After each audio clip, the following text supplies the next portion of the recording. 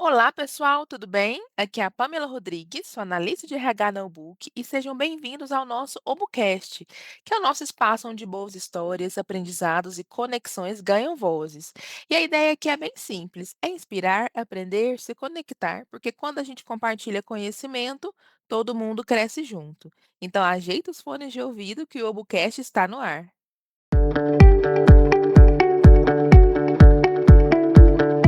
E o nosso convidado de hoje, pessoal, ele tem 30 anos, ele é natural de Itumbiara, Goiás. A formação dele é engenharia mecânica e atualmente ele cursa sistemas de informação. Ele tem 3 anos de Obuc, atualmente atua conosco como desenvolvedor web front-end e tem como hobbies a leitura, jogos de computador. E uma curiosidade sobre ele é que na área de programação ele também já desenvolveu jogos em projetos pessoais. Olha que bacana. Seja muito bem-vindo, Vitor. Oi, Pamela. Obrigado aí pelo convite. Eu, como fã de carteirinha aí do projeto Obucast, acho que acompanho desde a primeira temporada, fiquei até ansioso com o convite. Que Aí, legal. obrigado novamente aí pelo convite. Imagina, eu que agradeço a disponibilidade. Nosso bate-papo aqui hoje vai ser bem dinâmico, é sobre um tema muito atual, que são tendências aí de tecnologia web. Só que a gente vai focar aqui hoje em como a gente aplica essas tendências, né, de tecnologia na Ubuc. E para começar, Vitor, você que é um profissional aí da área, né? Eu queria que você contasse um pouquinho da sua trajetória profissional rapidamente, desde a sua formação até hoje, a sua atuação na Ubuc, né? E depois a gente conversa mais sobre alguns assuntos aí que você já atuou, pode ser? Beleza. Acho que sobre a minha trajetória profissional não é muito convencional, igual as outras pessoas que já iniciaram na área de programação, né? Uhum. Como você disse, eu iniciei ali na engenharia mecânica e depois de um tempo eu já tinha formado, aí surgiu o interesse mais por essa parte de programação e eu iniciei mais pela parte de programação web, especificamente no front-end, porque eu gosto de, enquanto eu estou programando, ver ali as telinhas formando, a interface do usuário, é, ver assim direto o que eu programo já aplicado. Por isso que eu preferi Uhum. mais ir por esse caminho. Uhum. Aí, ao longo dos 3 anos aí na Ubuc, eu entrei como júnior e hoje em dia atuo como pleno aí na parte de desenvolvimento web no front-end mesmo. Uhum, que legal. Eu pedi para você contar rapidamente um pouquinho da sua história, porque eu lembro do seu processo seletivo, você, com a formação em engenharia mecânica, você atuou um pouquinho na área acadêmica e depois migrou de fato aí para o ambiente organizacional, né?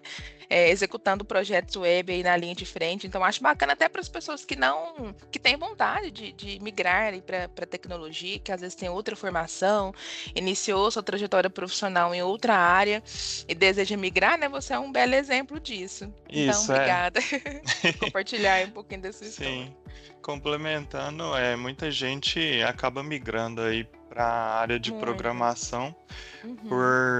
por interesse mesmo, por ver novos caminhos, aí a flexibilidade da forma de trabalhar. Aí eu recomendo para quem tem interesse não desistir aí no meio do caminho.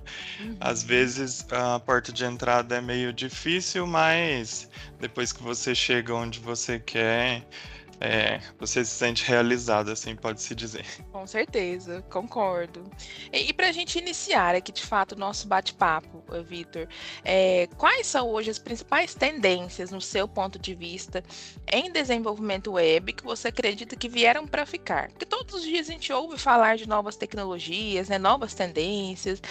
No seu ponto de vista, hoje, quais são as principais que vão fixar mesmo? Sim, em relação às tendências, na parte de desenvolvimento web, o ciclo de vida das tecnologias assim é curto, mas algumas coisas chegam e acabam ficando aí, perdurando por algum tempo. E alguns desses pontos que a gente não tem como fugir é a performance. Por exemplo, um usuário que ele chega numa página e fica carregando por 2, 3 segundos, os especialistas falam que ele já perde o interesse e acaba mudando de aplicação. Então não tem como fugir de um desenvolvimento com páginas mais rápidas, que faz o carregamento rápido, ou a gente passa essa impressão para o usuário de que uma parte já carregou e a outra, conforme ele vai rolando, vai carregando. Então passar esse aspecto para o usuário. E junto disso também a experiência do usuário. Quando ele chega em uma aplicação que não é intuitivo para ele, como se fosse um livro, ele começa ali da parte de cima e vai descendo e entendendo intuitivamente o que ele precisa fazer dentro daquela aplicação. Se isso não for claro para ele, ele também acaba perdendo o interesse nessas aplicações e indo para o caminho mais técnico, assim, da parte de linguagem, também não tem como a gente fugir dos frameworks. Aqui na Ubuque a gente aplica muito o React, que é uma biblioteca que auxilia no nosso desenvolvimento para desenvolver tanto essas aplicações mais otimizadas em relação à performance, quanto melhorar aí a experiência do usuário. Faz sentido, faz todo sentido. E como a evolução das tecnologias web impacta diretamente a eficiência e a escalabilidade dos projetos na Ubuque? Já pegando o gancho do que você acabou de trazer aí sobre a empresa. Isso. Aí citando novamente as bibliotecas e frameworks que são mais particulares, mas também podem ser aplicadas em outros campos de desenvolvimento, que é a linguagem de JavaScript e os frameworks envolvendo o React. Eles auxiliam na seguinte forma: a gente pode fazer uma analogia da forma como a gente desenvolve, que é a construção de blocos de código. Cada bloquinho ele tem uma funcionalidade dentro da aplicação. Por exemplo, quando a gente faz um botão, pode ser um bloquinho, e ele pode ser reutilizado em várias partes da aplicação. Então a gente vai montando bloquinhos até que no final a interface do usuário ela fica completa. E de que forma que isso ajuda? Como são bloquinhos, eles podem ser reutilizáveis em várias partes da aplicação, e ajuda também a gente manter um código mais enxuto, por poder reutilizar essas partes do código em várias, tanto em várias aplicações como na mesma aplicação. E além da manutenabilidade, a escalabilidade. A questão também da manutenabilidade é porque, como a gente trabalha geralmente em times, uma pessoa desenvolve esses bloquinhos e outra pessoa acaba pegando esse código e dando continuidade, por já entender qual que é a lógica que a gente construiu naquele bloquinho e reutilizar em outras partes. Interessante, olha só. E falando de frameworks, né, que você acabou de citar, linguagens, arquiteturas, o que você considera essencial dominar hoje? Não se trata, né, no caso de um desenvolvedor web moderno, um desenvolvedor da atualidade. Assim, em relação aos frameworks e linguagens, é importante, não tem como fugir mesmo do JavaScript, que é a linguagem, né? O JavaScript, é bem comum, né? Isso. No desenvolvimento web, o JavaScript está presente aí tanto no front-end quanto no back-end. Aí, só explicando um pouquinho, o front-end, né, a interface ali que fica visível para o usuário, é onde ficam os botões, os formulários, as telas. E o back-end é o que junta essa lógica, que conecta no acesso aos dados. Aí ele faz um tratamento dos dados e joga para visualização para o usuário aí no front-end. Mas aí não tem como fugir no desenvolvimento web do JavaScript, porque ele é o que está presente aí nos próprios navegadores, no Chrome, no Edge, que a gente utiliza. O framework também, o React, é o mais utilizado, que ele, como eu disse aí anteriormente, é essa lógica aí da arquitetura baseada em componentes, que são a analogia que eu fiz dos bloquinhos. Mas também tem outras arquiteturas que é bom mesmo que a gente não aplique no nosso dia a dia, é bom a gente saber os fundamentos, porque acaba que a gente reutiliza essa lógica em outros sentidos. Aí o que é bom saber, outros tipos de arquitetura, que é a em camadas, que a gente acaba separando a interface do usuário. Aí tem a lógica do back-end e por trás tem o banco de dados que é onde ficam armazenados ali os dados do usuário, questão de endereço, os cadastros que a gente faz, esse é o tipo de arquitetura em camadas. Tem outro tipo também que a gente acaba utilizando, que é mais antigo, hoje em dia, dependendo do caso, a gente acaba não recomendando, que é montar toda a lógica em um monolito só, então fica concentrado toda a lógica do front-end, do back-end ali num espaço só.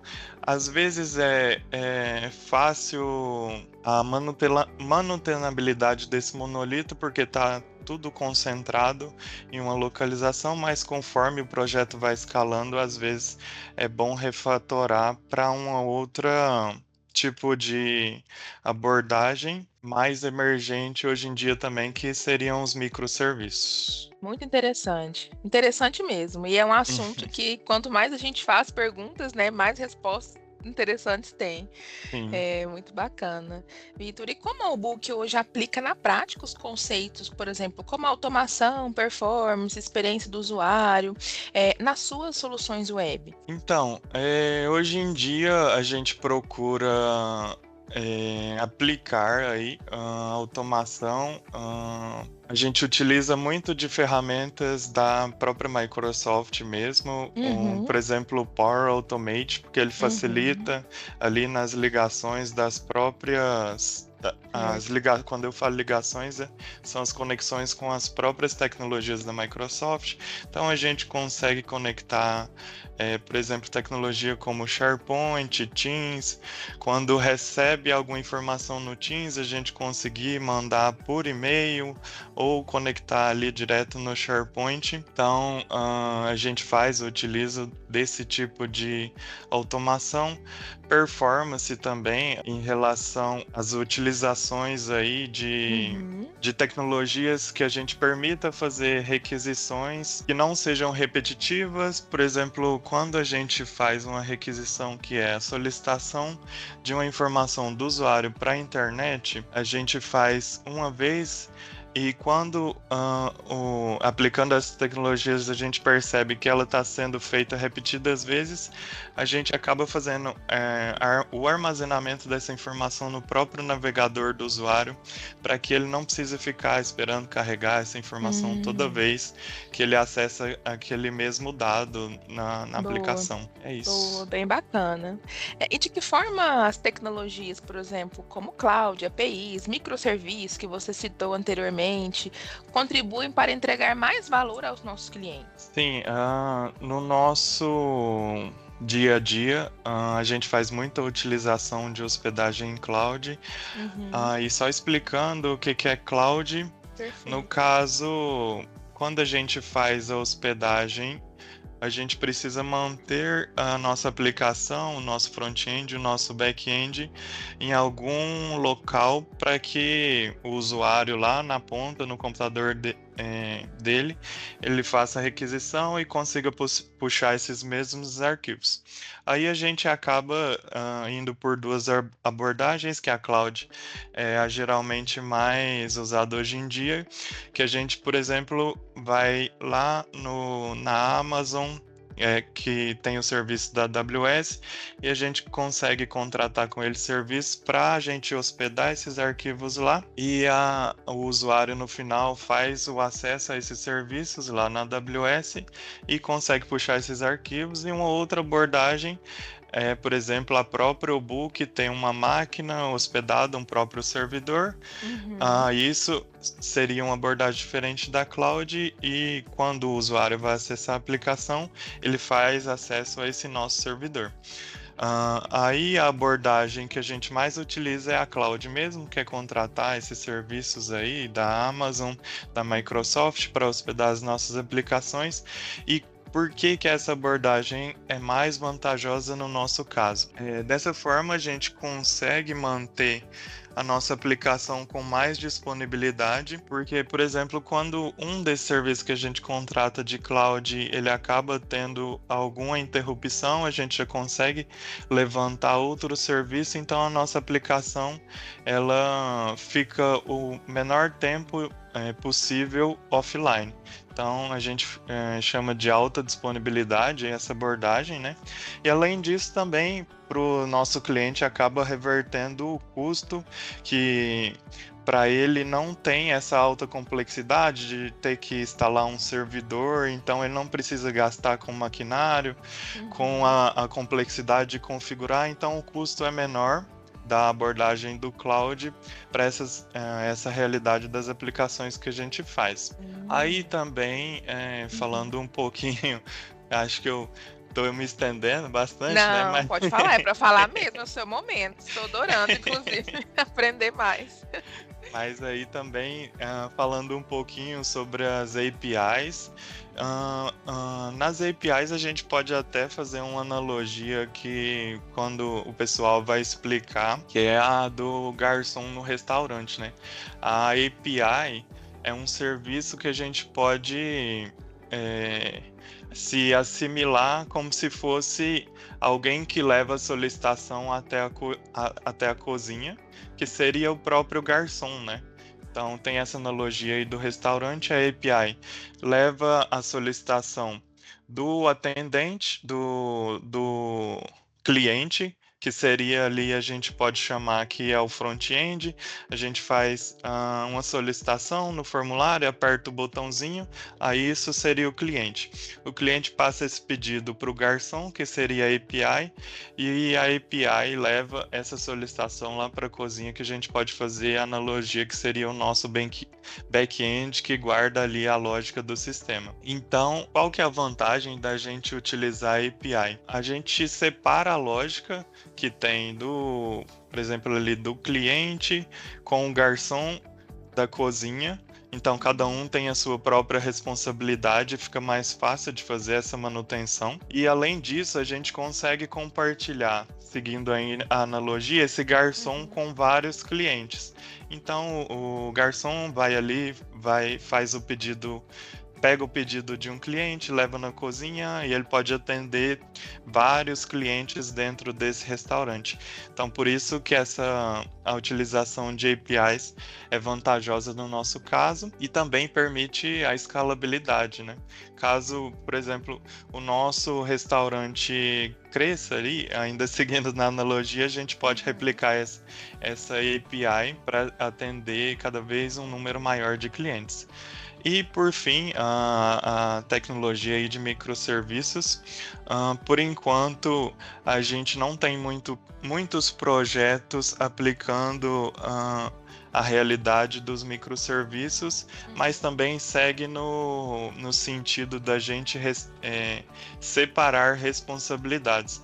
Aí talvez a gente, não sei se é muito aplicada essa tecnologia, mas essa analogia, mas a gente pode falar que seriam garçons especializados. Cada um atende uma porção de clientes, então eles se organizam entre si, comunicam entre si, cada um é responsável por um tipo de serviço, por isso que a gente chama de microserviço.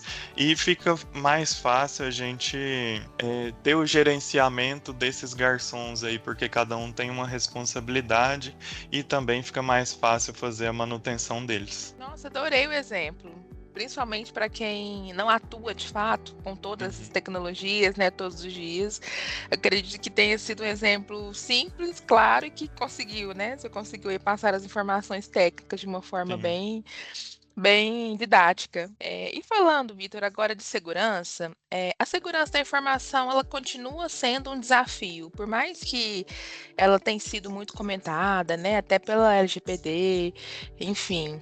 Então, falando, né, e sobre segurança, quais as boas práticas em desenvolvimento web você destacaria como indispensáveis atualmente? Sim, hoje em dia que a gente acaba mexendo em aplicações que envolvem dados sensíveis aí do Uhum, cliente, sim. então não tem como fugir do tema de segurança. Então, algumas práticas que são indispensáveis, não só para nossa realidade, mas acho que para qualquer aplicação web aí, que são meio que os mandamentos, né, em relação à segurança no desenvolvimento web, a gente não acabar expondo as nossas chaves, as Uhum, nossas senhas, né, sempre passar por uma camada de autenticação do usuário, importante também.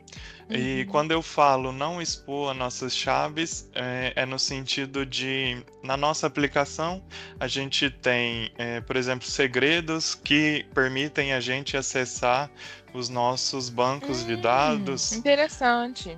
Isso. Aí, quando a gente vai compartilhar o nosso código, a gente não pode carregar essas chaves e expor para qualquer pessoa que for pegar o código. Essas Hum, chaves elas ficam guardadas, por exemplo, lá na nossa cloud, na hospedagem do nosso serviço. Então, é uma prática importante.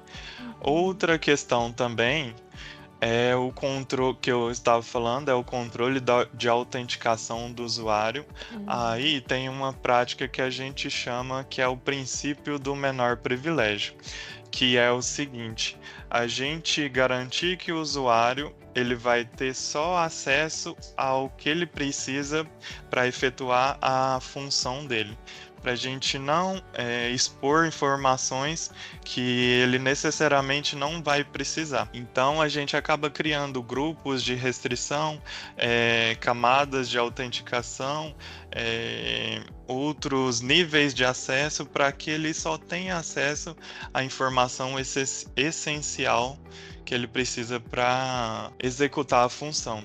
E outro ponto também, que agora é mais atual também, seria na parte de compartilhamento de informação com o IA. Ah, Hoje em dia, muitas pessoas acabam ali no processo de desenvolvimento, compartilhando dados sensíveis com o chat Uhum. GPT, o Verdade, Gemini, diariamente, isso. inclusive. Aí, isso. Aí isso não é uma boa prática, né?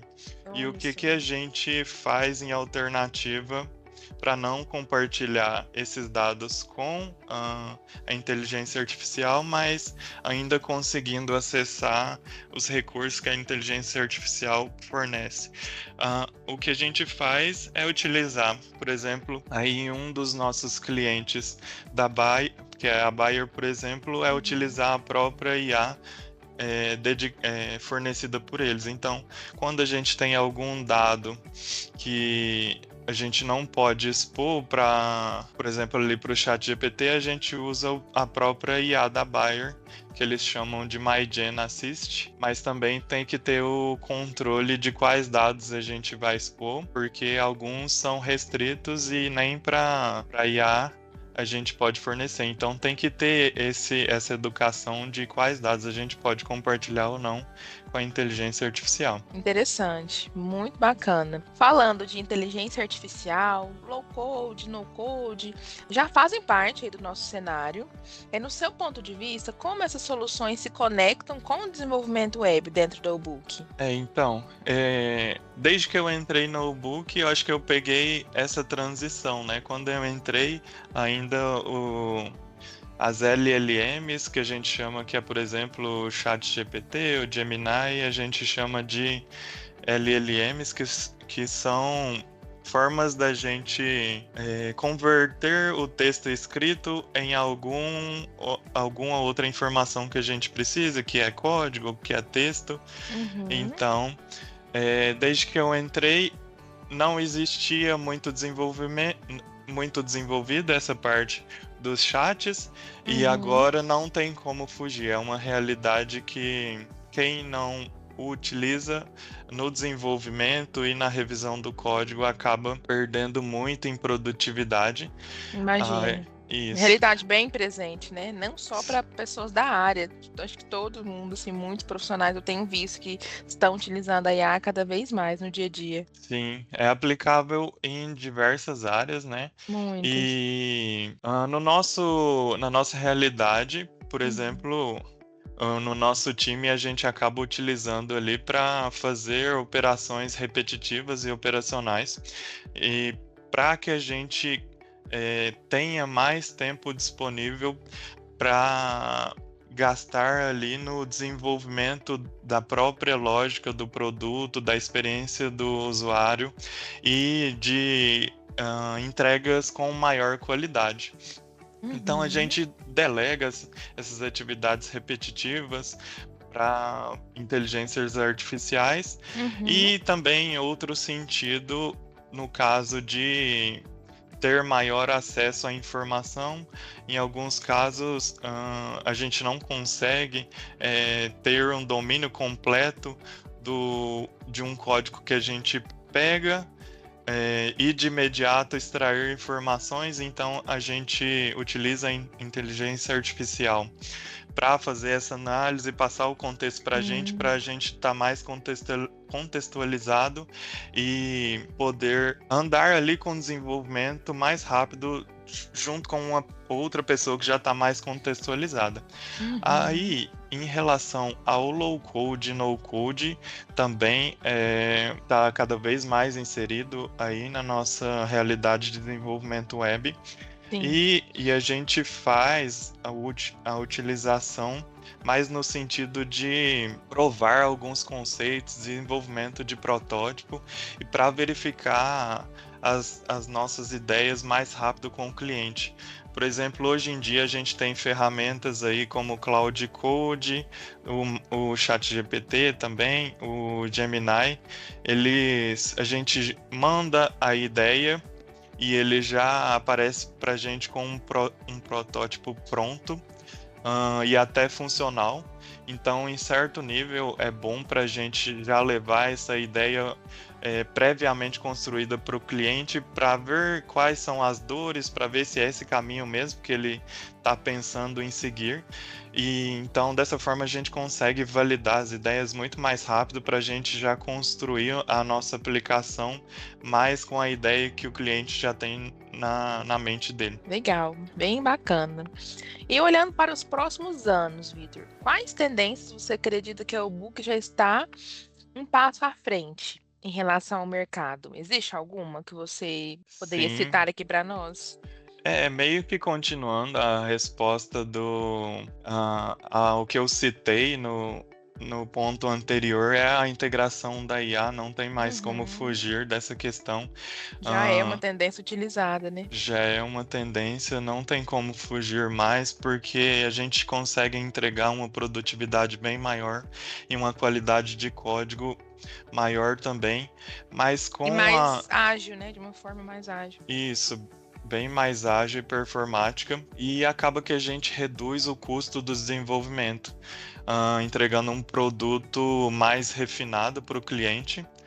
Mas utilizando a inteligência artificial acaba para gerar os produtos assim, acaba que a gente fica refém de outra vertente, que é gerar produtos muito parecidos uns com os outros.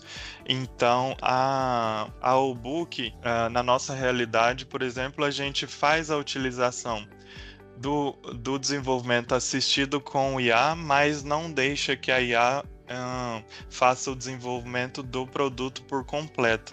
Uhum. Um dos nossos pontos fortes é fazer o nosso produto personalizado com a realidade do cliente. Então, a gente faz a utilização da supervisão com o IA, mas ali com um contato muito próximo do cliente. Então, isso acho que é uma tendência aí para o futuro, fazer produtos mais personalizados, porque a gente consegue entregar um Perfeito, produto mais rápido, mas com a cara do cliente. E perfeito. outra tendência também, acredito que é o Patuque, né? Hoje em Uhum, dia a gente é uma tendência criar produtos como serviço que a gente chama software as a service, que a gente uhum. temos aí exemplos na internet como Canva, que é para produção de imagem. Também temos que a gente utiliza dentro da Ubook para gerenciamento de tarefas, que é o Gira. Então é uma realidade aí, o software as a service, e nós da Ubook estamos tentando entrar com o Patuque, que é para gerenciamento de projetos de arquitetura. Então acho que o software as a service é uma tendência aí que está ganhando cada vez mais espaço. E na sua visão, como equilibrar essa inovação tecnológica com estabilidade e manutenção dos sistemas? Na inteligência artificial, acaba que a gente tem acesso a um grande volume de entrega e um grande volume de informações, e acaba que a gente não pode ficar sem uma supervisão do que ela está entregando. Uhum, Então, para que a gente consiga equilibrar, é bom estudar o que está sendo entregue, analisar ali com o nosso background de desenvolvimento, manter sempre atualizado com o que está sendo gerado aí de nova tecnologia, se manter atualizado e não ficar refém só de gerar produtos a partir de IA. Com essa supervisão, com a gente trabalhando com a supervisão da IA e nós mesmos supervisionando o que está sendo gerado pela IA, a gente uhum. consegue gerar produtos com maior escalabilidade para que em algum momento futuro venha desenvolver esse produto, ele escalar aí maior vertentes, conseguir ter maiores ramificações e às vezes repassados aí para outras equipes dentro da própria Ubook mesmo. Então, acho que é importante manter essa supervisão do que está sendo entregue. Certo. E já caminhando agora para o final, Vitor, agora uma dica sua mesmo, né? Para quem está começando ou quer evoluir na área. Quais habilidades técnicas e comportamentais você considera fundamentais hoje? Eu acredito que é meio contraintuitivo, não sei se outras pessoas dão essa resposta, mas para mim é essencial para um desenvolvedor é desenvolver a comunicação. Às Uhum, vezes a gente fica com o estigma de que o desenvolvedor é meio introspectivo, né? Que ele só fica uhum, ali dentro do código, dentro da lógica do código, mas é essencial para o desenvolvedor capturar o que o cliente precisa, ou ali por meio da interface do PO, né, do Product uhum. Owner, saber o que o cliente precisa e transformar isso em código. Então, para mim, isso é essencial, não tem como fugir de um desenvolvedor que saiba se comunicar bem. Aí dentro Uhum. disso também, outro ponto que eu ressalto é não ter medo de perguntar. Importante. Sim. De que Co- existe de fato um estigma de que a pessoa é autodidata, consegue se desenvolver por si só, né? Precisa ter ali uma rotina de estudos, mas nem sempre, acho que às vezes perguntar para alguém que já atua naquela área, às vezes o tech lead, alguma outra referência, você pode conseguir essa resposta até mais rápido, né? Sim. E com mais orientação. É, o que eu digo também, seguindo aí no que você falou, de não ter medo de perguntar, é porque a realidade que a gente acaba no nosso fluxo de desenvolvimento é a analogia ali do telefone sem fio, né? Hum, Quando chega uma informação do cliente, ela vem de uma forma e pode ter um ruído na hora de passar ali para o Product Owner, e quando chega na gente, já pode ter chegado outra informação ou com falta de informação. E se a gente não chega a questionar isso para o cliente ou para o PO, acaba que a gente fica com a certeza que está fazendo tudo certo na nossa cabeça, está entregando um código de qualidade, está tudo funcionando bem, mas quando a gente vai entregar o produto, Aí o cliente fala, mas não foi nem isso que eu perguntei, não foi nem Uhum. isso que eu pedi. Então, a gente entregou um produto muito bom, mas não era o que o cliente queria. Uhum. Então, esse medo de perguntar a gente não pode ter. E, por fim, não tem como deixar de citar também acostumar a estudar constantemente. Como eu falei Uhum. lá no início, o ciclo de vida das tecnologias aí na realidade web é um ciclo de vida muito curto, então todo dia surgem novas tecnologias. Umas morrem, outras ficam, outras desenvolvem.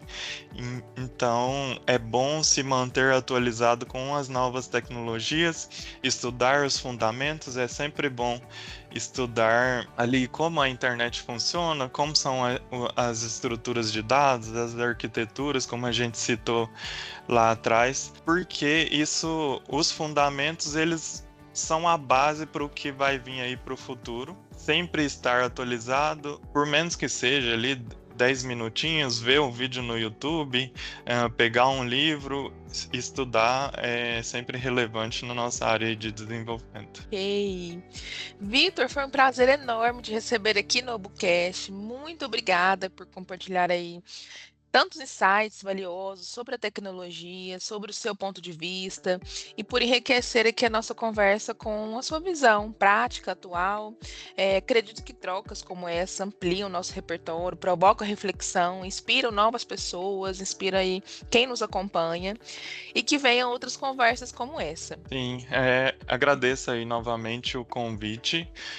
Foi bom compartilhar um pouquinho da nossa realidade. Acredito que tenha tirado alguns estigmas aí de como é a Bastante. nossa parte de desenvolvimento, que não é só a mão na massa no código, mas precisa ter Uhum. conhecimento de outras áreas também. Fico aí ansioso por outras conversas e compartilhamento de informação com vocês também. Show, muito obrigada. Muito obrigada, pessoal, por nos ouvir. Curtem, compartilham e até mais. Tchau, tchau.